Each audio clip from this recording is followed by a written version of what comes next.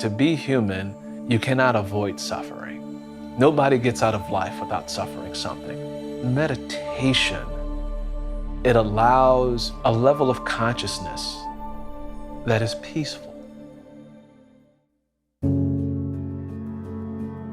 I'm driving one day. On the highway, I blinked. My eyesight was gone. I rubbed and rubbed, no eyesight. Eventually, I was able to see blurry enough to drive to a gas station. My practitioner, he said, "You now have the trifecta: high cholesterol, high blood pressure, and diabetes, the three big things that happen in the African American community. You are now at a higher risk for heart attack, you're at a higher risk for stroke, you're at a higher risk for blindness, and the medications that I'm giving you will eventually stop working, and we will have to put you on insulin. Here is what your healthcare future looks like." Based on his experience, he made me believe that this was inevitable. I felt like Muhammad Ali fighting Sonny Liston, Joe Frazier, and George Foreman all at once. I grew up on Chicago's West Side. The food choices were very, very limited. Mom learned how to cook from her mother. They cooked with a lot of foods that clogged arteries, like lard.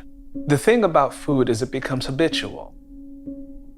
At the age of 25, my mother had to have quadruple bypass heart surgery. Dad also suffered from hypertension and high blood pressure. As a kid, I told myself the story that, oh, you're not going to get the same thing that, mom has. You're not going to get the same thing that dad has. Fast forwarding to middle age. I thought, I'm fine. I'm not as big as that person over there, or I'm not as big as that person over there. My doctor took blood tests and he says, "Oh, I see that you have high cholesterol." African Americans are at higher risk for high cholesterol. But hey, take this prescription and we'll manage it. So I'm like, fine, we'll manage it. Some time goes by. He goes, I see you have high blood pressure. It runs in African American families. I'm thinking, I'm only on 2 medications now, high blood pressure, high cholesterol. I'm still living the good life. I did not take it as seriously as I should have been taking it. Next thing I know, I'm in my 50s. And my practitioner says, you've creeped over into the pre-diabetic range. He was offering an express train to a poor outcome.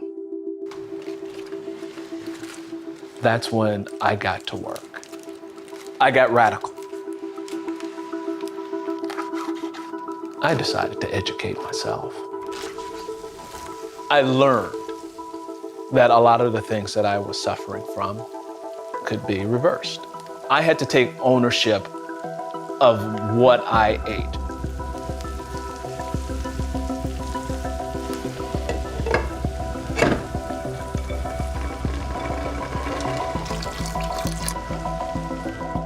All sorts of beans, pinto beans, black beans, red beans, kidney beans. That tastes good.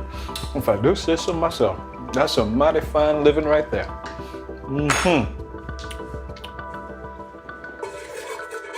There are so many wonderful foods that you can enjoy and that it's good for your overall health.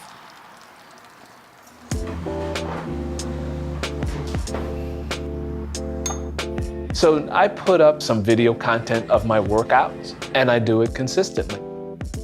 One day I'll run, another day I'll go bike, another day I'll go swim, another day I'm in the gym. I'm doing strength training.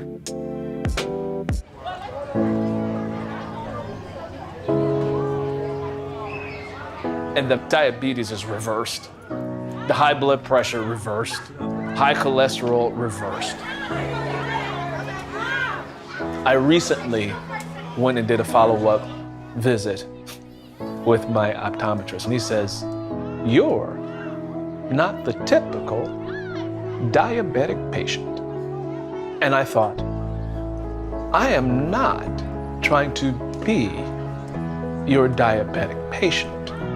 I want to be a healthy patient.